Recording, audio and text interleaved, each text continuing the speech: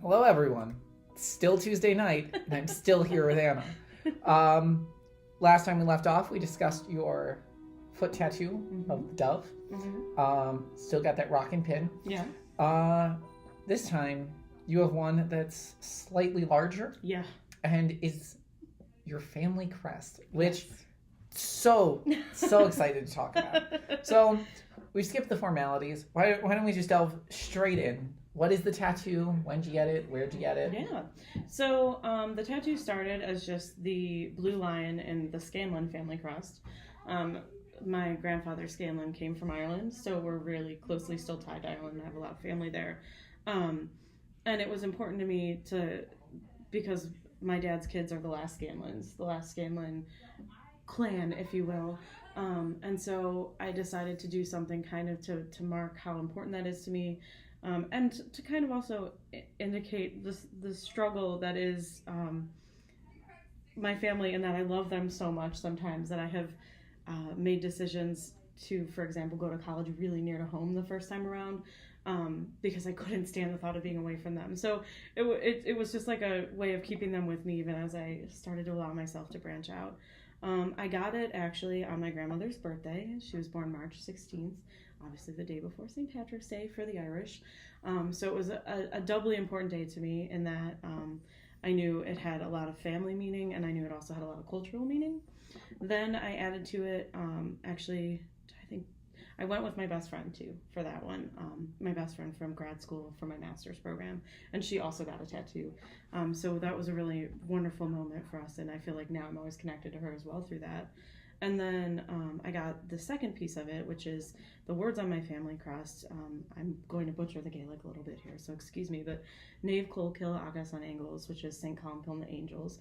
It's on all the Scanlon family crests toward the bottom, and it basically means St. Columkill and the Angels.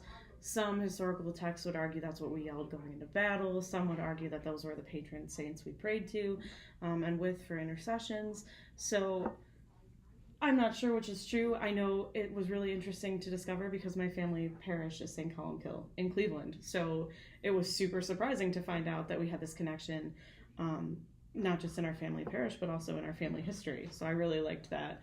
And it's a family parish that my mother's family actually went to as well. So there was a lot of like really cool connections. And then my father's mother always loved angels, so it was like, whoa, everything here is amazing. So it felt really right to add that, especially as I am one who struggles with the idea in the faith that you need to put God before all else, because for me it's hard sometimes to put anything before my family.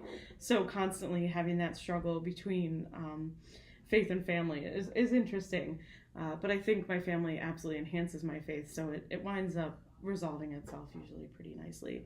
And then that part I got on my own. It was the only tattoo I've ever gotten on my own, but I did it right before going to celebrate my best friend's bachelorette party, and my best friend from undergrad, and she's very, very important to me. She's somebody who converted to Catholicism, and I always thought that was just absolutely amazing that someone could make the choice, because that's a hard faith. And there is a large expectation with that faith, and there's a lot that you have to do. So the fact that, like, I always felt like I was lucky because the choice was made for me and I didn't have to do as much. But for her, she had to go through all the RCIA, which is the Rite of Christian Initiation in the church. She had to do all this effort and put in all this time to become Catholic. And the fact that she did so at a time when the church was rocked by some scandal, it's just like absolutely awe-inspiring to me. So she was somebody who I look to is still somebody who I look to as a great faith example. And then the last part I got with my other best friend from undergrad and her wife. We went to a tattoo parlor in Milwaukee because I was finally getting to a place in Milwaukee where I felt comfortable being away from my family. So it felt like the right time to mark that last moment. So I got the symbols for my other family crests. So my last name is Scanlon, so obviously the one that's largest is Scanlon. And then the smaller ones are the Hughes, O'Neill, and Campbell families, which are my other grandparents' family clans. So it was really nice to get those pieces as well and feel like it was all complete now and it's set. Yeah. So it's all, for me, a really important thing to mark, again, that contrast and that influence on family versus faith. Yeah. There was a lot in there, and Yeah. I'm still trying to take, like, that's so I just love how all of that played, like, like, I know that I'm not doing this well because, like, I'm just sitting here and I'm like, yeah, what a good story. Oh, that's so cool. Thank you. You want to hear a really weird story, actually, about my tattoo? I'm ready. Okay. So there's a red hand on my tattoo. It's in the middle, and it's the red hand of O'Neill. So there's this myth, this Irish myth. It's also in some Viking folklore, that Red O'Neill was a Viking who was traveling and pillaging and claiming land as Vikings were reputed to do. And he came to Ireland, and it was decided that whoever touched land first got to claim the first piece of land. So Red O'Neill didn't want anyone to get better land than him, so he cut off his hand and threw it on land. So he got first dibs. So there's a red hand in all O'Neill crests, or all crests that can trace their ancestry back to O'Neill. So in Ireland, you will see a red hand on a significant number of crests. That's terrible. Yeah. I mean, I feel like that's something I would do. Yeah, I mean, like, I wouldn't use a hand. I wouldn't do a hand. No, like a lock of hair or something, maybe. No, that's like more precious than a hand. I can live without like a left hand. Like, oh no, I don't know. Like, I'd go maybe like a toe part of a foot. It's interesting. Maybe it looks like it's his right hand too, as I'm looking at it now. That's terrifying. Yeah. Ooh. Mm-hmm. So it's something funny that's come up through the centuries anyway with it, because there is a large. So this is another Irish thing that I always get on my pedestal about. But Irish people stereotypically are pictured as having red hair. That's actually a Viking influence. So anywhere that has a coastal, a port where Vikings would have landed, there are people with red hair. You'll see red hair throughout parts of Italy and throughout parts of Africa, even because of Viking influence. It's actually a typical Celt has like really dark hair, black hair.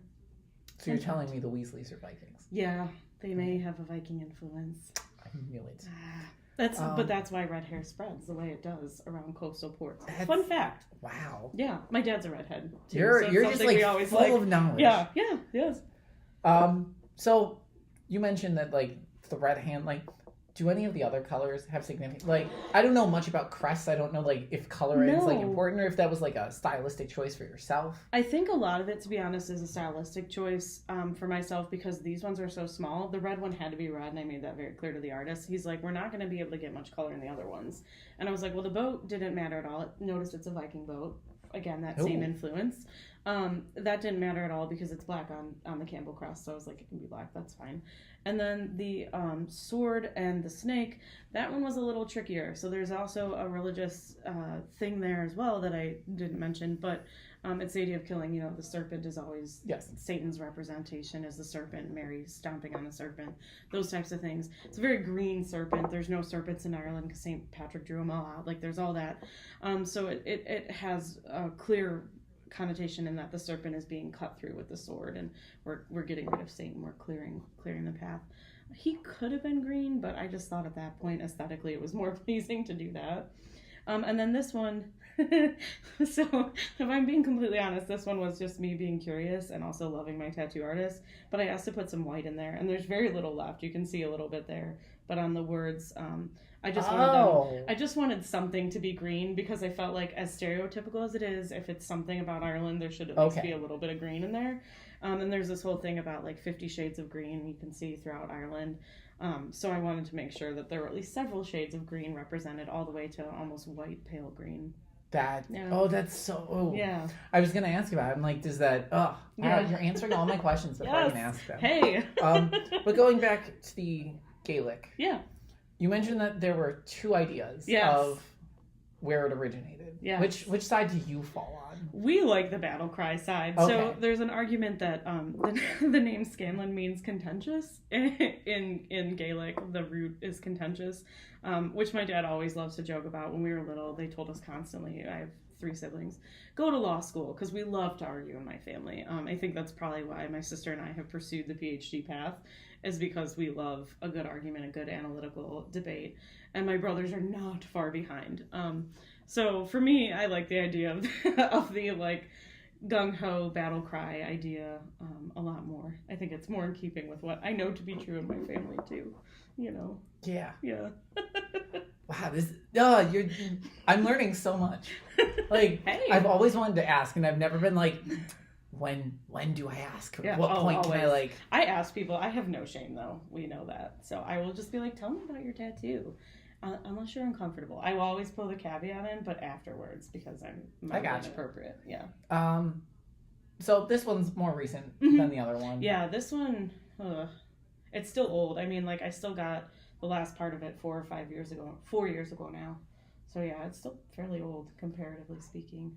But again, like, because it's like so close to your family, Yeah. I wouldn't expect that there would be like a difference in meaning. Yeah.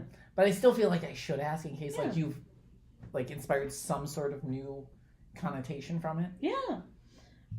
Not really. I think too, because it came in parts, there isn't a difference in meaning. I think, again, it's just the idea, like, I really like now, I like having finished the last part in Milwaukee as the idea of, like, I've moved past needing to be, living in the same building with my family, but that I can still be close to them. I've matured enough to recognize that closeness is not about distance in terms of physicality, but rather in terms of where they are in relation to how much you care about them and how much they care about you, because they do. We are insanely close. In case that's not clear. Never would have guessed. We had a whole conversation. Never would have thought. Yeah. So because it is a tattoo made up of many other tattoos, Yeah. is there anything you'd ever consider to add to it? I play with that idea a lot. I don't know, because I always thought I would be done with tattoos. But then, like, I play with the idea, like I mentioned in the previous one, of getting a forget-me-not on my other foot. I play with the idea of having an outline of Ohio and an outline of Wisconsin, especially if I leave Wisconsin after my PhD program ends, because it's also become a very important place to me, and it's a place where I have people who've become like family. So, I don't know. I think about, like, getting them right here, but there's really no space, and I don't really want a sleeve. So... I can totally picture you with a sleeve, just like, yeah. Okay, so I discussed this in future. Mm-hmm. Breaking the linear narrative that I've set up here. Yeah. No, I'm not. I lied. Wow, never mind. The saw getting cut. I love it. You should just leave that in there now. But I discussed the idea of shoulderless shirts being invented specifically for the purpose of showing off, like, your shoulder, upper arm tattoos. A lot of people get those, yeah. Is that a possibility? You get, like, just a giant, like, Wisconsin, like, cheese wheel. Can I be honest and say a large part of the reason I got this one on my arm was so I could see it? Because I absolutely hated that the one on my foot, I never got to see it. It drove me absolutely batty to have a tattoo I never got to look at. That's mine, though, too. Yeah. Like, I'm like, gotta put it somewhere I can see. Right, I'm not doing it for other people, I'm doing it for me. And I think that's, not to say that that's why people get them back there, but for me, no, I want to be able to see it.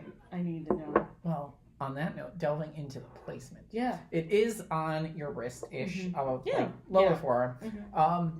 Wrist tends to be a place of almost vulnerability. Yeah. People's pulse point right there. Yeah. I got you. But that, and also just its relation in popular culture to just self-harm and mental illness. Yeah. So most people will put things there that they are either very protective of, or like something that makes them vulnerable in a sense. With mine, it's my entire childhood, and that was a very much a point where I was like, "Don't hurt me." Yeah. And it's kind of interesting to think that, like, your entire family is, like, right there, and that is something that you've made very clear. If you have not caught on yet, she is very much very close. Family. Very, very. So it's very interesting to think that, like, you were just like, I want to see it, but like, just that even deeper level of, this is something I hold dear. This is something that's important enough to, like, I don't know. I can't articulate it well. But just like, it's something very important to you. It's not something that makes you vulnerable, but it's... No, but it is. I mean, like... if that's the way to get to you. Yeah. No, it is. And I mean, it's literally wearing your heart on your sleeve, I think, at that point. Putting something that means so much to you on a tattoo sleeve setting, which this is what some would argue is a quarter sleeve anyway, because of how much there already is. But for me, one, being able to see it and see that connection, that reminder. 2, it's a pulse point, so I really like that. 3, I was really shocked it didn't hurt, which is why I kept adding to it there. Right? I didn't feel it at all, and I was like, whoa, because after my foot, I was like, everything hurts. You're going to die. But when I found out that it didn't hurt to get it, that's why I felt comfortable adding to it there. I also got it in an ink that will slowly fade away, so that way if I hated it, it won't be there forever. It's already clearly faded in a lot of places from when I first got it. And I hated outlines. I don't like outlines on tattoos, but I had to for these little ones. So that was part of why I didn't want the lion outlined at all or anything. But it was at a time in my life I had thought I was going to marry someone, and like we were going to be close and have this new family and start our new family. Glad And that's not there. yeah, and then I found out we weren't, and that was not going to happen. So I kind of rededicated to myself, to my faith and my family in a new way, and wanted to mark that in a place where I could constantly be reminded. You know, it was rough. It was really rough. It was not a good end to a relationship, but that there was something beautiful that came out of it. I had been told not to do anything crazy right afterwards, because we were getting married. It was a very, very rough breakup. And I had been told by multiple people, don't do anything dramatic afterwards. So I did wait almost 9 months before I got the tattoo to make sure, like I'd always toyed with the idea of getting another one, but to make sure it was something I wouldn't look back on in like 2 more years and only be able to think of him or what had happened. And in fact, clearly, as indicated by our conversation, I just now remembered that part of it. So I think it's safe to say that is not who I think of when I look at it. So I'm pretty happy with that too. But yeah, it was a new chapter, and I think I marked it pretty well. Oh man, new chapters, books. Yeah. Oh, wow. It's all coming together. We're getting there. Oh man, that's wow. Yeah. Thank you so much for letting me interview. Like this got is such a cool thing to do. Two killer tattoos with like great stories. Like, not saying you're gonna be the star of the series, but might need to come back with a part 3. We'll draw on a smiley face. Tell me what it means. Like this one, it will not go away. One of the undergrads drew on me yesterday, guys. It won't go away. Well, I mean, it's fine. Have you tried soap? Yeah. Yes, I tried soap, conditioner, shampoo. Exfoliant. It's my hand feels really smooth right there though. Ooh. Yeah. Oh, I mean, but you still got a smiley face. It's cute, you know. And I'm a smiley person. I'm alright with it. You never. So, again, thank you so much. For those of you watching, in the next episode, I will be talking with Dr. Matthew Newyar about his tattoo. So we will see where that takes us. Bye.